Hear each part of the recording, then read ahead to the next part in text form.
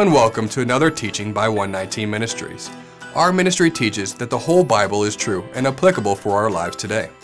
If you would like to know more about what we believe and teach, please visit us at testeverything.net.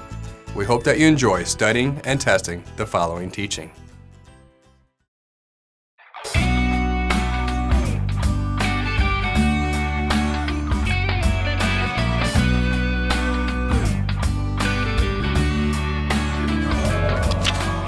In 2 Kings chapter 5, we read a very interesting story.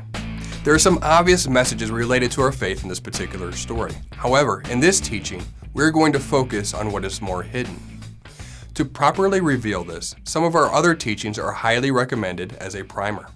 The teachings, the fourth and seventh day, and Hebrews 4 in His rest now or later, reveal the timeline of our Creator as it relates to our Messiah, Yeshua. We see that there is a 7,000-year plan. We see that our Messiah will come and restore us on the seventh day. If that concept is completely foreign to you, then we highly recommend reviewing those teachings. It would look something like this. Day 1, 0 to 1,000 years. Day 2, 1,000 to 2,000 years. Day 3, 2,000 to 3,000 years. Day 4, 3,000 to 4,000 years. Day 5, 4,000 to 5,000 years.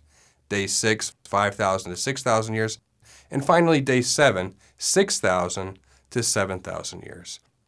So the seventh day starts at year 6,000.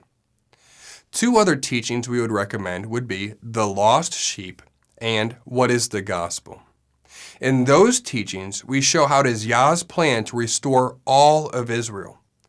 What we mean by that is that the house of Israel, as the 10 tribes of the northern kingdom, and the house of Judah, Jews, as the 2 tribes of the southern kingdom, will eventually be restored back together as one according to the prophets.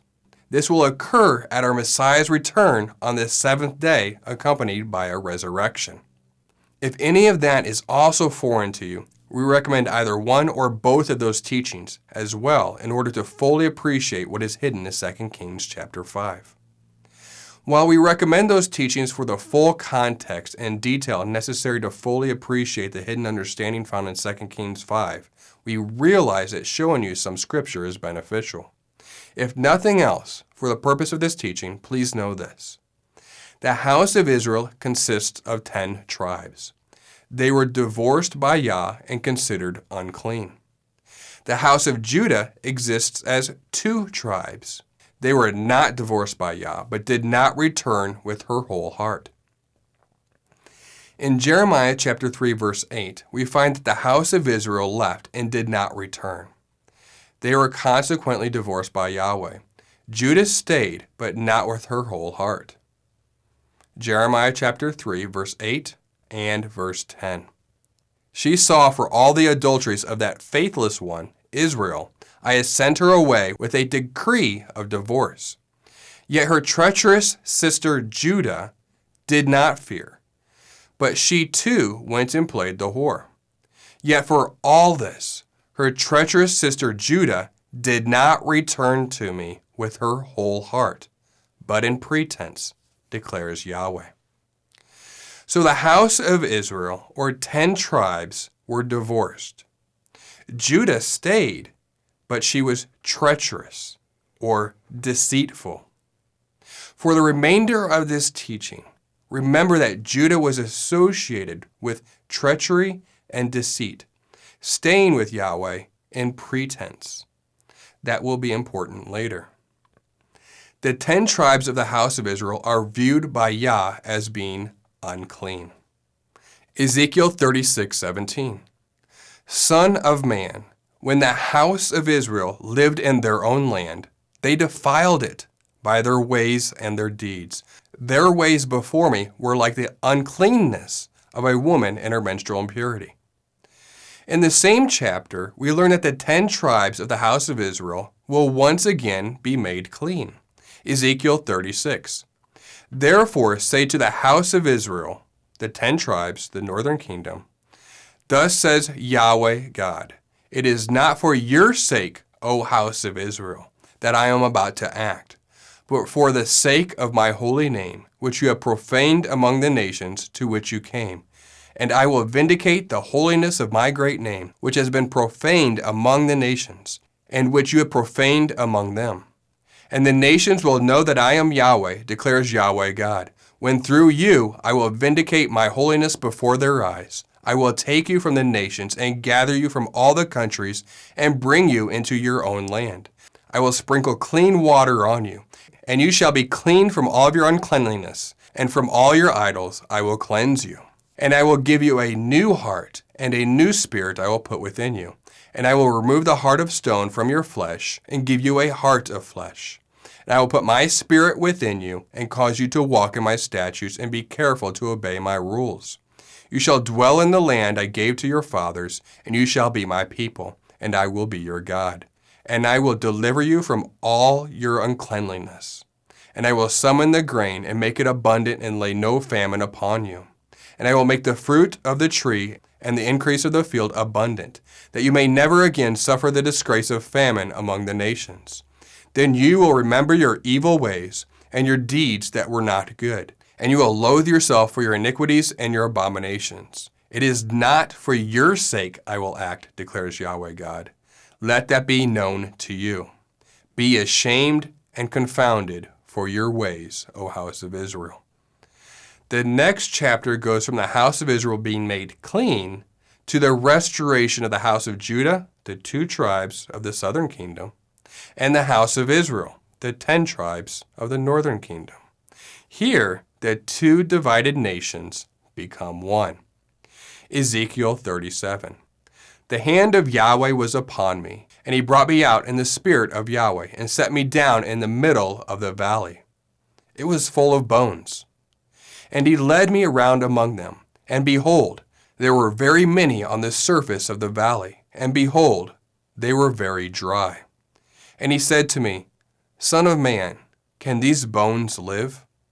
And I answered, O Yahweh God, you know.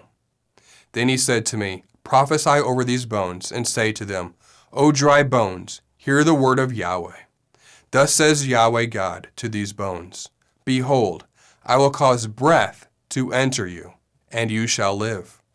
And I will lay sinews upon you, and will cause flesh to come upon you, and cover you with skin, and put breath in you, and you shall live.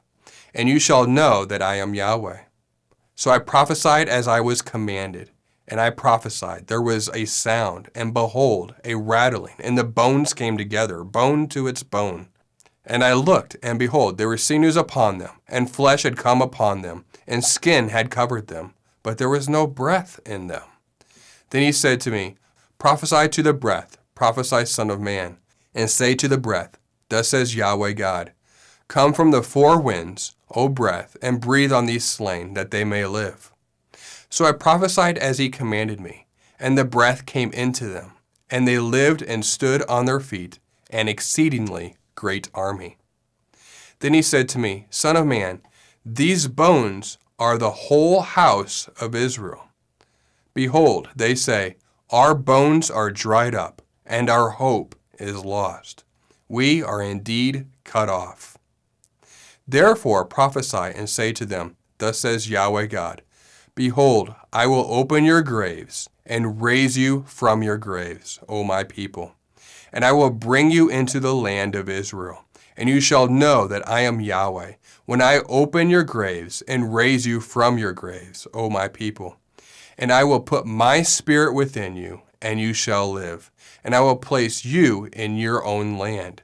Then you shall know that I am Yahweh. I have spoken. I will do it, declares Yahweh.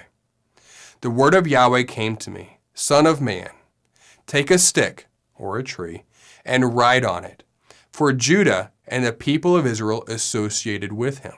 Then take another stick, or a tree, and write on it, for Joseph, the stick of Ephraim, and all the house of Israel associated with him. And join them one to another into one stick, that they may become one in your hand. And when your people say to you, Will you not tell us what you mean by these? Say to them, Thus says Yahweh God, Behold, I am about to take the stick of Joseph, that is in the hand of Ephraim, and the tribes of Israel associated with him. And I will join with it the stick of Judah, and make them one stick, that they may be one in my hand. When the sticks on which you write are in your hand before their eyes, then say to them, Thus says Yahweh God, Behold, I will take the people of Israel from the nations among which they have gone, and I will gather them from all around, and bring them into their own land. And I will make them one nation in the land, on the mountains of Israel, and one king shall be king over all of them. And they shall be no longer two nations, and no longer divided into two kingdoms. They shall not defile themselves any more with their idols and their detestable things, or with any of their transgressions. But I will save them from all the backslidings in which they have sinned, and will cleanse them. And they shall be my people, and I will be their God. My servant David shall be king over them, and they shall all have one shepherd. They shall walk in my rules, and be careful to obey my statutes. They shall dwell in the land that I gave to my servant Jacob, where your fathers lived. They and their children's children shall dwell there forever. And David my servant shall be their prince forever. I will make a covenant of peace with them. It shall be an everlasting covenant with them. And I will set them in their land and multiply them, and will set my sanctuary in their midst forevermore. My dwelling place shall be with them, and I will be their God, and they shall be my people. Then the nations will know that I am Yahweh, who sanctifies Israel, when my sanctuary is in their midst forevermore. As you have now read, it is Yahweh's plan to restore all of Israel. What we mean by that is that the house of Israel, as the 10 tribes of the northern kingdom, and the house of Judah, Jews, as the 2 tribes of the southern kingdom, will eventually be restored back together as one, according to the prophets. This will occur at our Messiah's return on the 7th-day restoration, accompanied by a resurrection, and the prophetic picture of resting on the 7th day will be complete, as we rest with him on the day of the Lord. What we are about to show you in 2 Kings chapter 5 is not unique here. There are countless examples that can be offered that show in the hidden form the prophecy of the 2 houses being restored back together as one. This is simply one of those places. So let's begin. Naaman was commander of Syria's army and well respected, but he had leprosy. His servant, a girl from Israel, suggested that he visit Elisha to be healed of his leprosy. As we continue, please remember, when you have leprosy, you are unclean. Also recall what we read in the prophets about the 10 tribes of the house of Israel being unclean, and then being made clean. Naaman left for Israel, taking a large gift with him, and a letter from Ben-Hadad, the king of Syria, asking for the king of Israel to heal Naaman. Please note what we have highlighted as it is referenced later in the teaching. 2 Kings chapter 5, verses 5 through 6. So he went, taking with him 10 talents of silver, 6,000 shekels of gold, and 10 changes of clothing. And he brought the letter to the king of Israel, which read, When this letter reaches you, know that I have sent to you Naaman, my servant, that you may cure him of his leprosy. Notice the 10 talents, the mention of 6,000, and the 10 changes of clothing that we highlighted. Those are important key words. The king of Israel's reaction was outright panic, wondering, how could anyone heal leprosy? The king of Israel assumed Ben-Hadad was trying to pick a fight. When the prophet Elisha learned of the king's frustration with the situation, he inquired of the king, saying, Why have you torn your clothes? Let him come now to me, that he may know that there is a prophet in Israel. Naaman then came to Elisha's house with his chariots, gifts, and servants. Elisha did not even come out to greet Naaman. Instead, he sent a message to wash in the Jordan River 7 times. In this way, Elisha demonstrated his message to Naaman that salvation and restoration cannot be purchased. It is by grace alone. 2 Kings chapter 5, verse 10. And Elisha sent a messenger to him, saying, Go and wash in the Jordan 7 times, and your flesh shall be restored, and you shall be clean. Notice the mention of being restored and being made clean. Also note the mention of a 7. More on all of that in a moment. Naaman, however, was apparently angry that his request was not seemingly being taken seriously. 2 Kings chapter 5, verses 11 and 12. But Naaman was angry and went away, saying, Behold, I thought that he would surely come out to me and stand and call upon the name of Yahweh his God, and wave his hand over the place and cure the leper. Are not Abana and Pharpar, the rivers of Damascus, better than all the waters of Israel? Could I not wash in them and be clean? So he turned and went away in a rage. Naaman's servants urged him to reconsider, and Naaman wisely did. Notice how at this point Naaman left and returned, just like the 10 tribes of the house of Israel. More on that in a moment. After dipping himself in the Jordan River 7 times, he was completely healed, as Elisha had said. In fact, his flesh was restored and became clean like that of a young boy. Note again, this restoration and being made clean occurred on a 7. Naaman returned to Elisha and said, Behold, I know that there is no God in all the earth but in Israel. So accept now a present from your servant. Elisha refused the gift and sent the Syrian commander away in peace. However, Elisha's servant, Gehazi, followed Naaman and deceitfully asked for a gift in Elisha's name. Naaman gave him 2 talents of silver in 2 bags with 2 changes of clothing. In Jeremiah chapter 3, verse 8, we notice that the house of Israel, the 10 tribes, were divorced from Yahweh, but Judah, the 2 tribes, remained, but not with her whole heart. More on the connections to the 2 houses of Israel in a moment. Gehazi hid the loot and returned home, where Elisha confronted him. Gehazi lied to cover up the matter.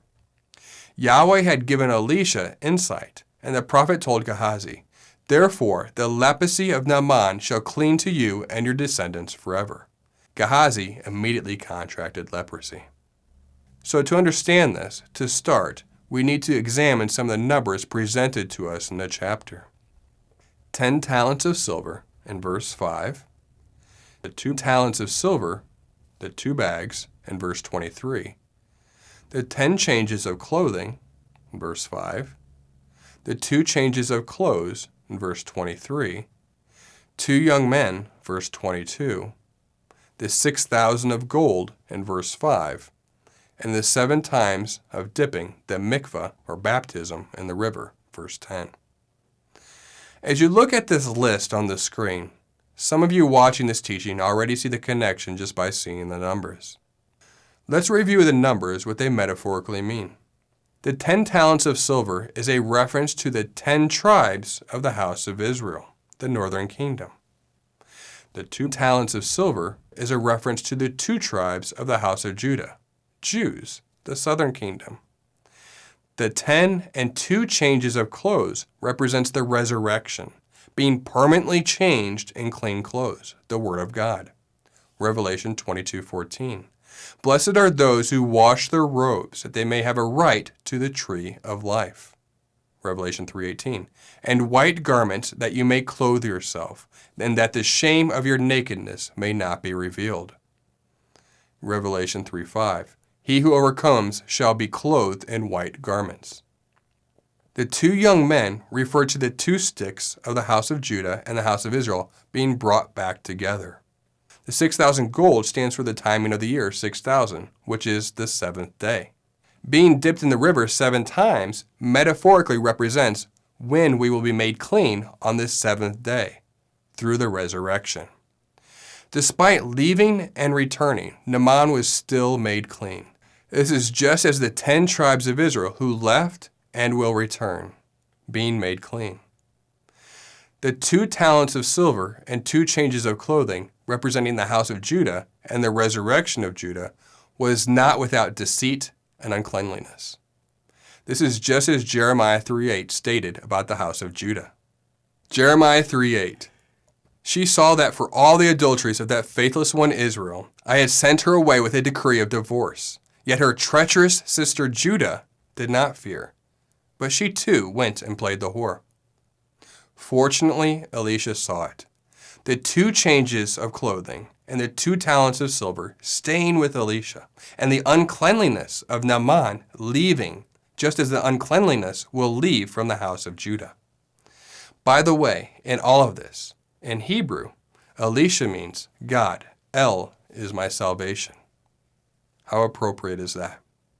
If you are already familiar with the biblical restoration of Israel and the prophetic timing, then this little insight was likely quite interesting to you. In this way, all of Israel will be saved. If you are not already familiar with these concepts, then you are missing out on about 2/3 of the Bible, and we encourage you to research it, starting with the teachings we recommended already. We hope that this teaching has blessed you, and remember, continue to test everything. Shalom.